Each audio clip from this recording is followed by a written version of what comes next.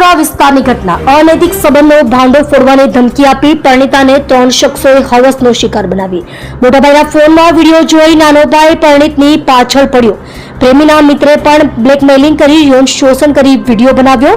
પ્રેમીએ 9 વર્ષ યૌન શોષણ કર્યું, તેનો ગેરલાભ મિત્રો એવા 2 સગા ભાઈઓએ પણ ઉઠાવ્યો। ફરિયાદને પગલે મેદલપુરા પોલીસે 3 આરોપીઓની ધરપકડ કરી હતી। ફરિયાદી દ્વારા આખરે કંટાળી પોલીસ પાસે પહોંચી હતી। મેદલપુરા પોલીસે આ બાબતે મોબાઈલ કબજે કરી ધરપકડ કરી।